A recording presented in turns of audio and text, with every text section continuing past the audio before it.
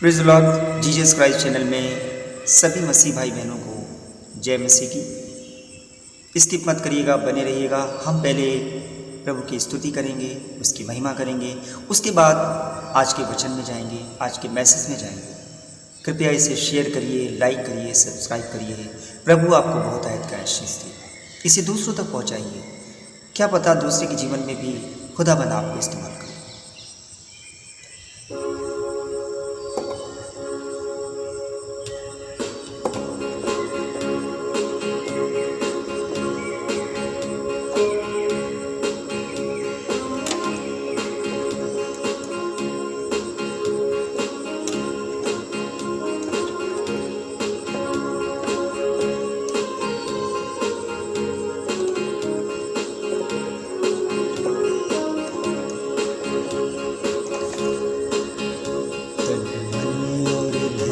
से दो अपने यीशु को सब कुछ दो,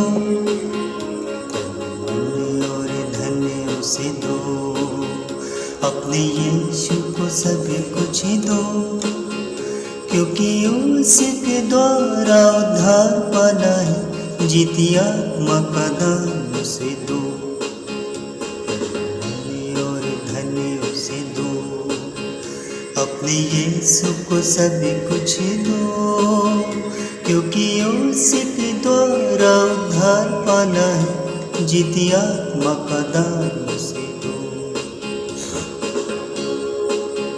गर यीशु के बनना चाहो, कुछ करके दिखाना होगा, खुद बचना काफी नहीं है, औरों को बचाना होगा, पहली जगह उसे दो, अपने यीशु को सब कुछ दो, क्योंकि उसके द्वारा उद्धार पाना है, जीती आत्मा का दान उसे दो।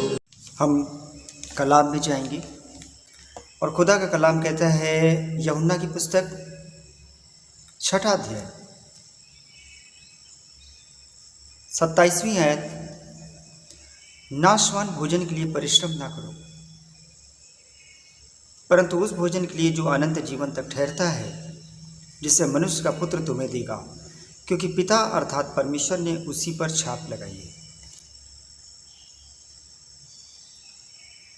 शारीरिक भोजन के लिए बहुत ज़्यादा मेहनत हम करते हैं, लेकिन फिर भी भूख लगती है।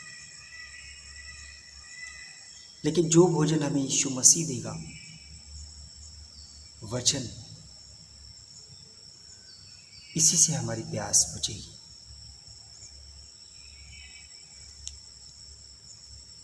इकतालीसवीं आयत, इसलिए यहूदी उस पर कुड़कुड़ाने लगे, क्योंकि उसने कहा था जो रोटी स्वर्ग से उतरी वो मैं हूं। और उन्होंने कहा क्या यह यूसुफ का पुत्र नहीं, जिसके माता पिता को हम जानते हैं, तो वह कैसे कहता है कि मैं स्वर्ग से उतरा हूं। याजक, फरीसी, काबिल लोग, समझदार लोग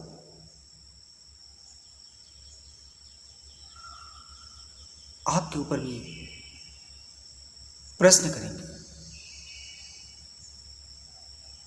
उस वक्त याजक फरीसी जानते थे, अरे ये तो वही बढ़ई का पुत्र है, ये कह रहा है कि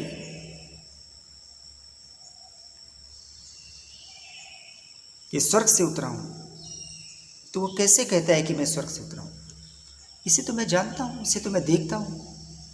आपके जीवन में भी जब कोई भाई या बहन या कोई भाई बहन जिसे परमेश्वर बढ़ाएगा बहुत ज़्यादा,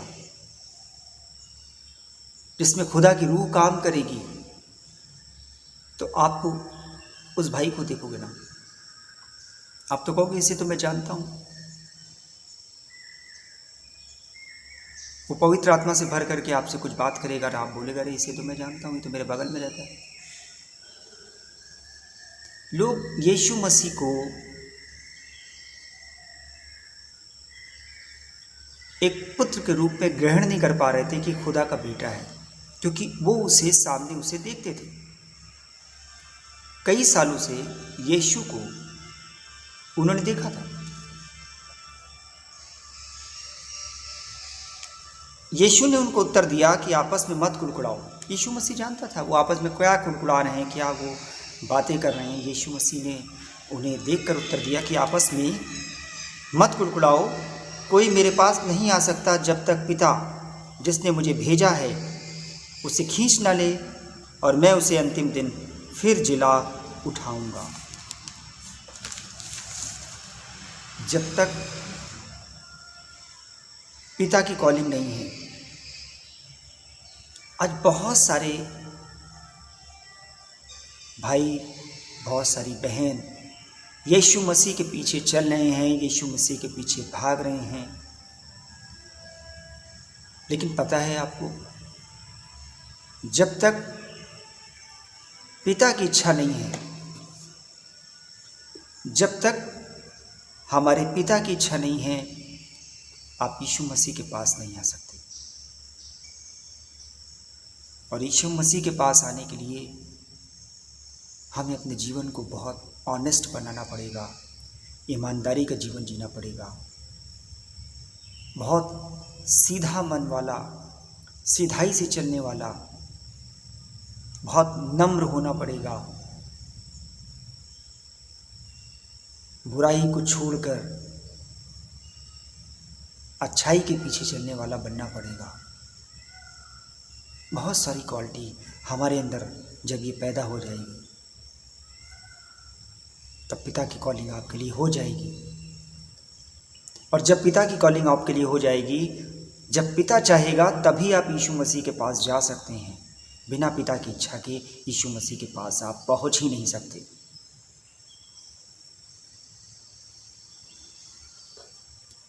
मेरा मैसेज आपको समझ में आ गया होगा। मैं अपने मैसेज से आपसे सिर्फ ये कहना चाहता हूँ कि आप वो काम करिए जो पिता चाहता है, आप वो करिए जो यीशु मसीह आपसे कहता है। जो आज्ञाएं उसने दी है उसके अनुसार अगर हम अपने जीवन को बदलते हैं तो पिता हमें ग्रहण करेगा, और पिता हमें ग्रहण करेगा तो हम यीशु मसीह के करीब पहुंच जाएंगे। इस मैसेज को दूसरों तक पहुंचाइए। क्या पता किसी के जीवन में खुदाबंद का काम होने पाए और खुदाबंद हमें और आपको इस्तेमाल करे। जय मसीह।